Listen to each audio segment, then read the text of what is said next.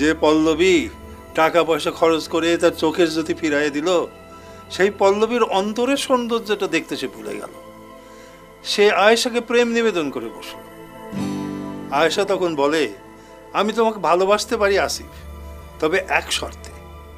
আসিফ বলে, কি শর্তে বলো, আমি তোমার যে কোনো শর্ত মেনে নেব।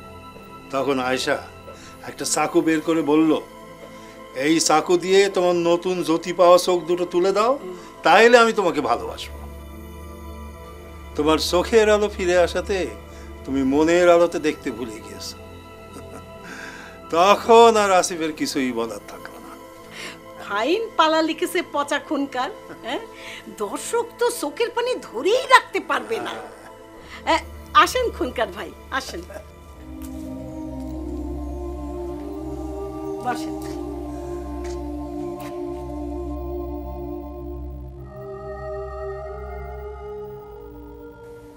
পালা নিয়ে বিরাট প্যাচ বাইতে গেছে, মনে হয় ধলনগরের কম্পিটিশনে আর যাওয়া হবি না। মানে কি, কিসের প্যাঁচ?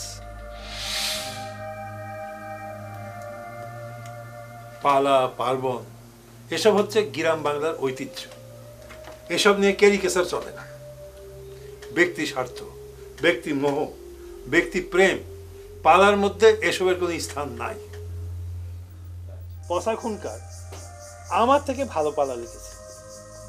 আমি আমার পালা রেখে তার পালাটা সিলেকশন করে দিয়েছি, যাতে ধলনগরের কম্পিটিশনে আমরা চ্যাম্পিয়ন হতে পারি। আর তোমরা সেটা নিয়ে এসব কি শুরু করেছো?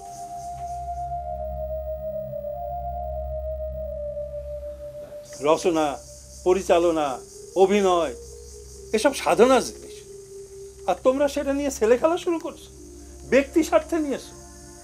ধান মাড়াইয়ের জন্য গরুর পা লাগে, ছাগলের পা দিয়ে হয় না। ফ্রাঙ্গাসা, আমাদের ভুল হয়ে গেছে, আপনি এটার একটা সমাধান দিয়ে দেন। আমি এই পালাটা আদ্যমান্ত খুব মনোযোগ দিয়ে পড়েছি, প্রতিটা সিন আমার মনে আছে। এই পালায় পল্লবীর জন্য আমার বড় মেয়ে দিনারেই সবচেয়ে বেশি মানাবে, আর মিনা করবে আয়েশার পাঠ।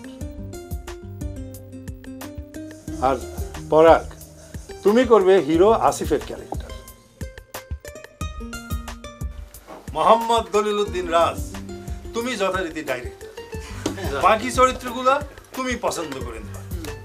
ধলনগরের চ্যাম্পিয়ন কাপ এবার আমাদের সিনাই আনতেই।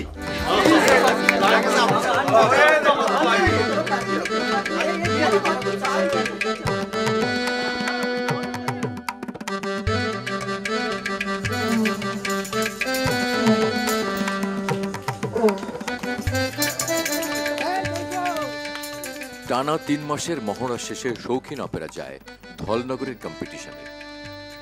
সেখানে আগত দর্শকরা তাদের পালা দেখে মুগ্ধ হয়।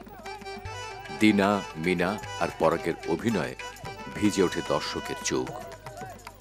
প্রতিযোগিতা শেষে বিচারকের রায়ে শিরোপা অর্জন করে শৌখিন অপেরা, জিতে আনে কাপ।